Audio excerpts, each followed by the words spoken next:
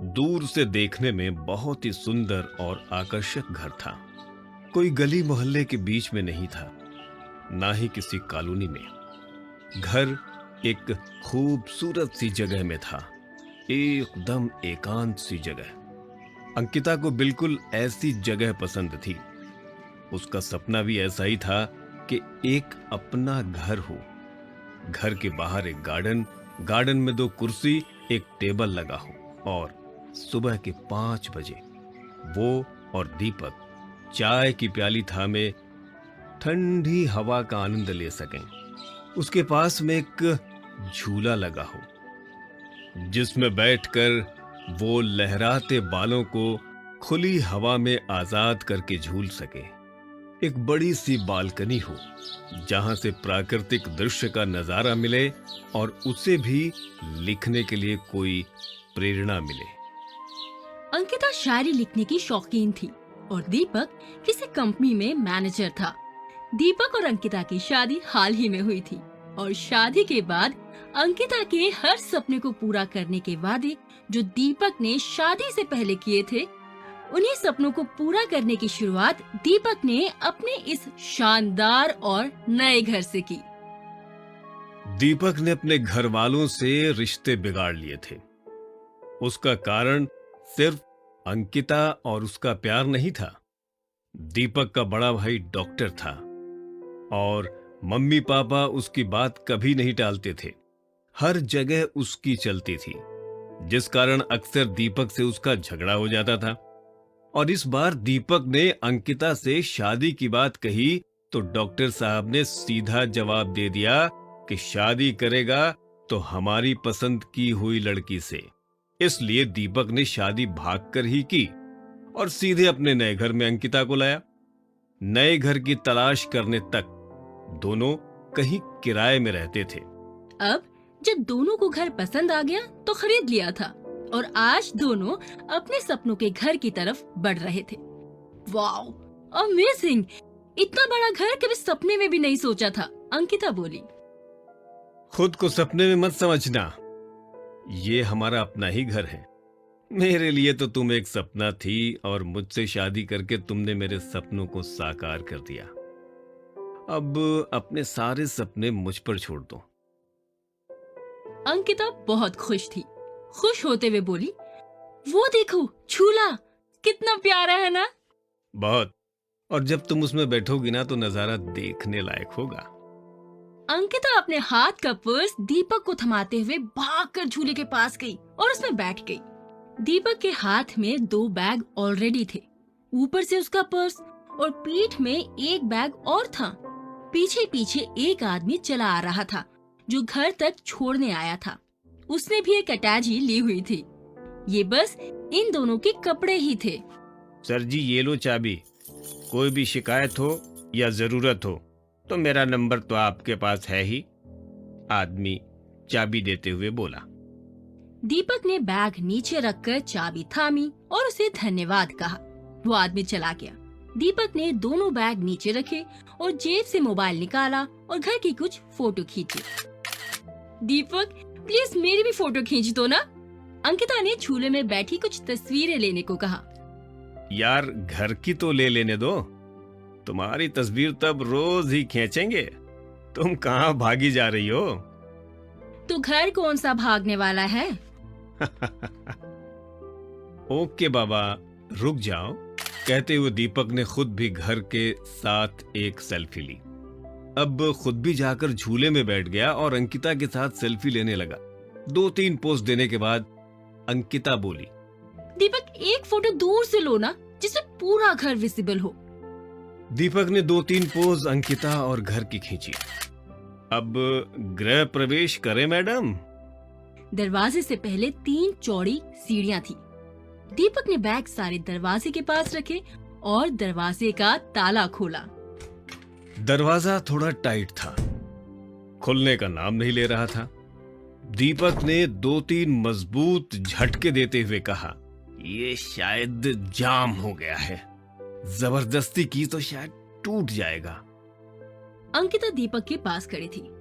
अब क्या करें दीपक? अच्छा, मकान वाले को फोन करो। नहीं नहीं, मैं एक काम करता हूं, थोड़ा जमीन में टच है दरवाजा, कोई पत्थर से अगर ठोकेंगे तो शायद खुल जाएगा। दीपक ने 2-3 लात दरवाजे के निचले हिस्से में मारी। चोट ना लगा लेना पैरों में प्लीज। तुम यहीं रुको, मैं पत्थर ढूंढ कर लाता हूं, कहते हुए दीपक गार्डन की तरफ गया। अंकिता ने दरवाजे की तरफ बढ़ते हुए उसे बारीकी से देखा। आखिर दरवाजा अटक कहाँ रहा है। वो जानती थी कि दीपक के इतने जोर लगाने के बाद भी अगर दरवाजा नहीं खुला तो उसका ताकत लगाना बेवकूफी है। उसने बस दरवाजे को हल्के से धक्का दिया और दरवाजा बहुत आसानी से खुल गया। अंकिता को खुद हैरानी हुई। उसने दीपक को आवाज दी, दीपक, पत्थर को रहने दो, दरवाजा खुल गया। दीपक हाथ में उठाए पत्थर को वहीं छोड़ आया और आते ही पूछा, अरे तुमने क्या जादू किया? कैसे खोला? कुछ जादू नहीं था, बस हल्का सा धक्का दिया। जाम कहाँ था, इतना स्मूथ था, इतने प्यार से खुल गया और बंद हो रहा है। अब ये देखो। अंकिता दरवाजे को खोलते बंद करते हुए बोली, अरे मेरी लात का असर थोड़ी देर में हुआ होगा। ऐसा कौन सा नियम है कि बल लगाने के 2-3 मिनट बाद कार्य होता है? शायद न्यूटन का 5वां नियम होगा, लिखना भूल गया होगा। न्यूटन का नहीं, दीपक का नियम लग रहा है। अब दीपक ने एक एक करके बैग अंदर लाने शुरू किए। अंकिता भी एक बैग लेकर अंदर आ गई। हॉल बहुत प्यारा था। सामान ऐसे सजा पड़ा था जैसे कोई रोज आकर सफाई करता रहा होगा। तभी फड़फड़ाते हुए अंकिता के पास से एक कबूतर उड़ता हुआ बाहर की तरफ गया। उसकी आवाज से अंकिता बुरी तरह डर गई और दीपक से जाकर लिपट गई। अरे अरे, डरो मत, कबूतर था, अब खाली घर है, कोई ना कोई तो रहेगा ही ना। अंकिता से खुद को छुड़ाते हुए दीपक ने खिड़की का दरवाजा खोला और बाहर को देखा। यहां से दूर दूर तक बस पेड़ पौधे ही थे और एक छोटी सी सड़क थी जहां से इक्का दुक्का गाड़ी कभी कभी गुजर रही थी। दीपक को बहुत अच्छा लग रहा था वहां से देखना। अंकिता भी जाकर दीपक के बगल में खड़ी हो गई। कमरे भी देख लीजिए महाराज। वैसे ही है जैसे खरीदने से पहले पसंद किए थे, और शायद वहीं पर होंगे जहां उस दिन थे। तो चलो ना। दीपक का हाथ खींचते हुए अंकिता उसे अंदर की तरफ ले गई। अरे रुको, पहले किचन में देख तो लो, पानी भरा है या नहीं, वरना पानी का मोटर चला लेते हैं। पानी की भी तो जरूरत पड़ेगी ना। हाँ, और फ्रिज कब तक आ जाएगा? बिना फ्रिज के मेरा गुजारा नहीं होता। मैं नहीं पी सकती ये उबला हुआ पानी। अरे भाई, फ्रिज का कोई चक्कर नहीं, शाम तक आ जाएगा। दीपक ने मोटर चलाई और दोनों अपने बैग के कपड़े अलमारी में सेट करने लगे। खुद की चादर लाए थे। बेड पर बिछी चादरों को हटाकर वॉश करने के लिए रख दिया और अपनी लाई चादरें बिछा दी। अच्छा दीपक, ऑफिस से कितनी छुट्टियां अभी? 2 दिन हैं अभी।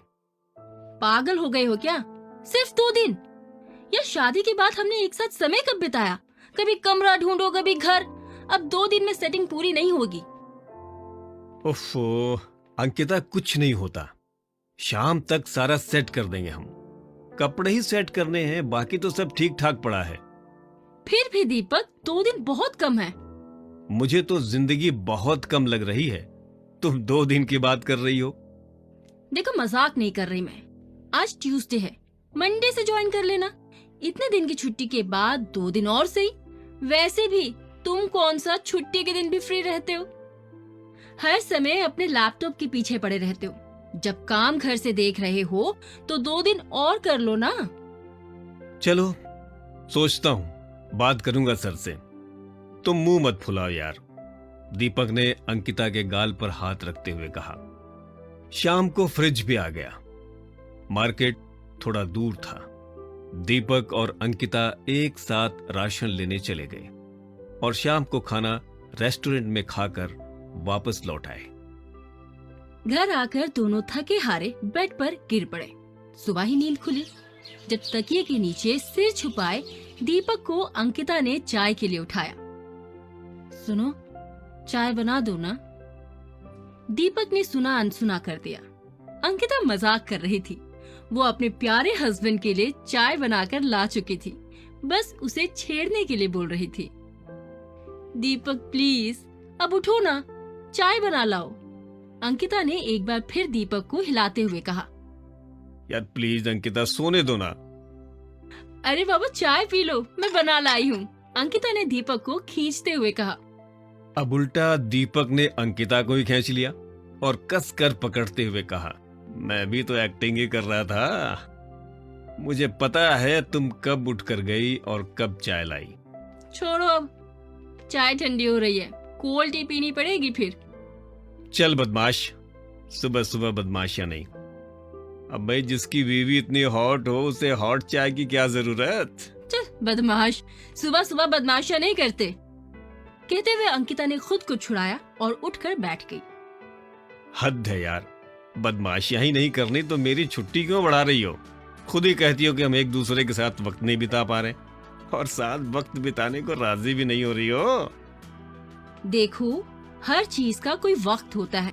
अभी नहाने धोने फ्रेश होने का वक्त है। और याद है ना आज कहाँ जाना है? दीपक एक नास्तिक लड़का है जो भगवान को मानता ही नहीं। इसलिए अंकिता की बात सुनकर थोड़ा इरिटेट सा होकर दीपक बोला, हाँ हाँ याद है, तुम्हारे भगवान के मंदिर जाना है। नजदीक में एक शिव मंदिर है, वहीं करना आज तांडव। उदास लफ्जों में अंकिता बोली, यार तुम्हें नहीं आना तो मत आओ, लेकिन ऐसा तो मत बोलो, मेरे अकेले के भगवान नहीं है वो।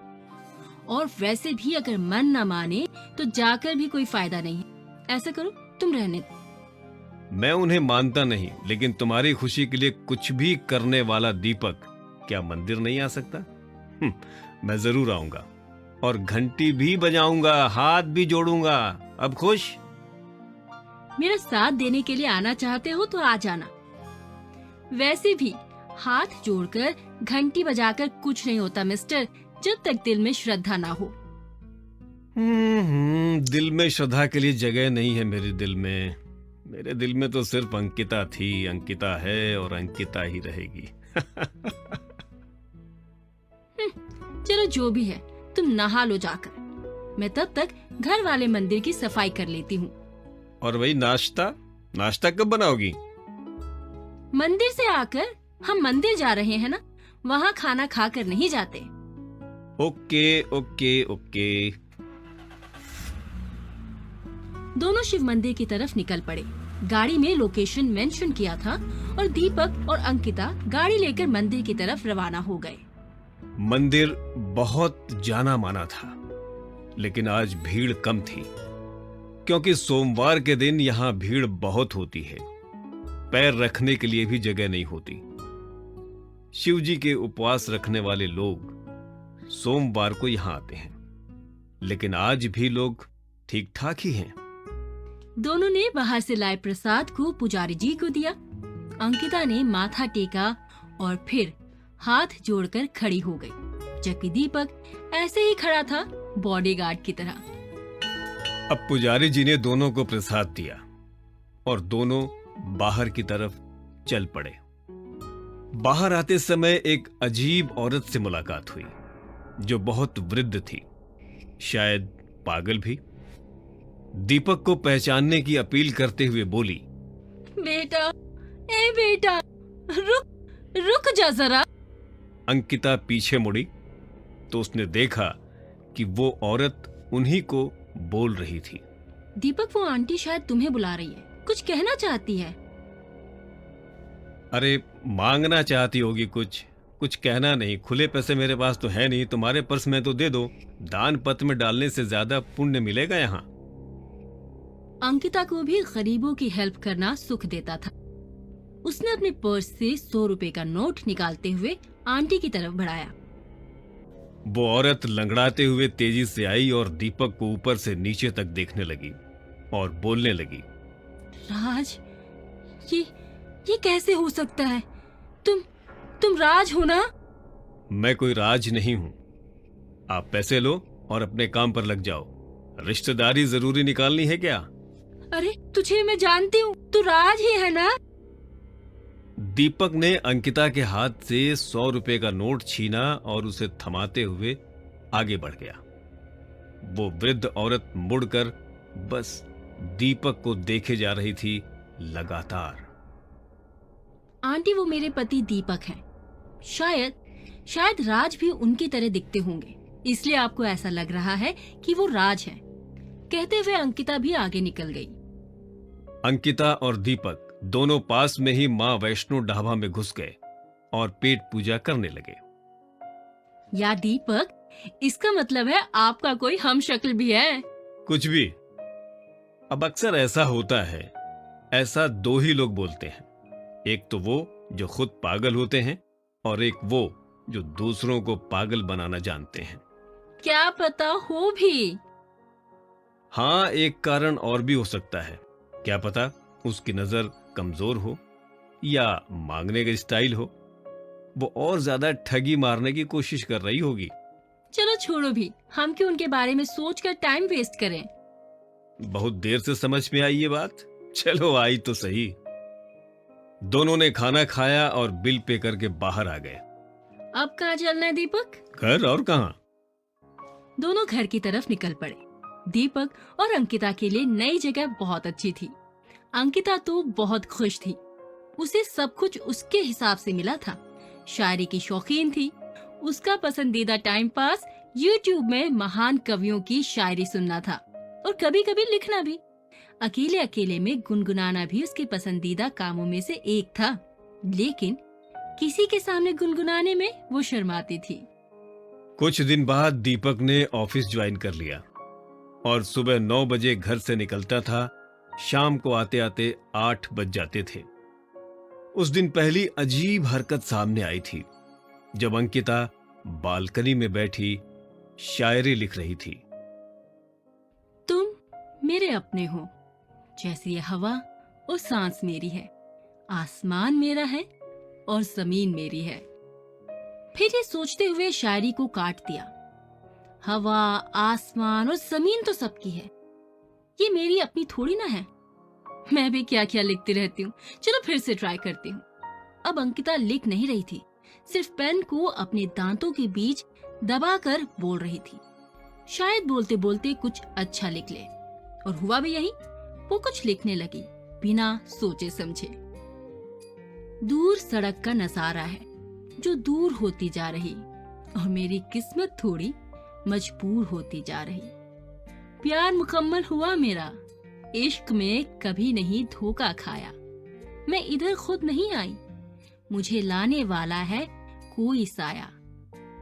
कोई है जो मुझे इधर लाया। मेरी तकदीर ने अजब खेल सोचा है मेरे लिए, जिसकी शुरुआत अब होने जा रही है। कोई है जो मुझे देखकर मंद मंद मुस्कुरा रही है। मेरा भी अंत वही होगा जो उसका हुआ था एक जमाने में। अब वक्त बिल्कुल नहीं है इस जमीन में तेरा भी मेरी तरह समाने में। अंकिता का लगातार हाथ चल रहा था, लेकिन दिमाग नहीं। जब उसने खुद की लिखी शायरी पढ़ी तो हैरान हो गई। उसे खुद समझ में नहीं आ रहा था अपनी शायरी का मतलब। एक बार नहीं, 2 बार नहीं, अंकिता ने 3-4 बार पढ़ा, अपना माथा ठनका और खुद को बोली, कुछ भी लिख लोगी क्या? अब तू ही इसका मतलब नहीं समझ रही तो सुनने वाले को क्या पता चलेगा। खैर, मैं कौन सा अपनी शायरी किसी को सुनाती हूँ, बस डायरी में ही तो कैद रहती है ये। कहते हुए अंकिता उठ खड़ी हुई और मस्त हवा के झोंके जो उसे छू कर गुजर रहे थे उसका आनंद लेने लगी। वैसे पहली वाली शायरी भी अच्छी थी। ये हवा सिर्फ मेरी है, अब देखो मुझसे खेल रही है, मेरी तरफ आ रही है। तभी हवा की चाल बदलने लगी। अब हवा बहुत तेजी से बह रही थी, शायद तूफान के आने की तैयारी है। अंकिता ने अपनी कुर्सी को टेबल से सटा कर रखा और खुद अपनी डायरी लेकर अंदर चली गई। और खिड़की ढककर पर्दे लगा दिए और अंदर हॉल के सोफे में बैठ गई। तभी किसी ने दरवाजा खटखटाया। अभी तो शाम के 5 बजे हैं, अभी कौन आ गया? दीपक के आने में तो समय है। दरवाजा बार बार खटकाया जाने लगा।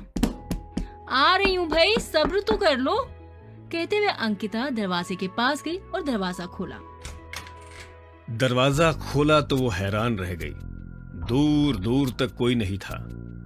थोड़ा बाहर जाकर देखा तो तेज हवा के झोंके भयानक आवाज के साथ अंकिता के पास से गुजरने लगे। अंकिता भागकर अंदर की तरफ आ गई और दरवाजा बंद कर लिया और सोफे की तरफ गई। अभी बैठी भी नहीं थी कि दोबारा दरवाजे पर दस्तक हुई, जो बहुत तेज तेज आवाज से हो रही थी। अंकिता पूरी तरह डर गई थी। इस बार उसने दरवाजा नहीं खोला। उसने खिड़की से झांक कर देखने की कोशिश की, लेकिन खिड़की से भी दरवाजे के पास कोई नजर नहीं आया। अंकिता घबराते हुए चार्जिंग पर लगे मोबाइल की तरफ दौड़ी और दीपक को फोन मिलाने लगी, लेकिन शायद दीपक बिजी था। उन्होंने फोन नहीं उठाया। अंकिता ने दोबारा फोन नहीं किया, क्योंकि अब थोड़ा दस्तकें कम दी जा रही थी। लेकिन थोड़ी थोड़ी देर बाद एक नए दस्तक की आवाज कानों में आती जा रही थी। अंकिता खिड़की खोले बिना पर्दे खोलकर कांच के शीशे के बाहर की तरफ देखने लगी। बाहर हल्की हल्की बारिश हो रही थी। काले काले बादलों ने 1 घंटे पहले ही अंधेरा कर दिया था।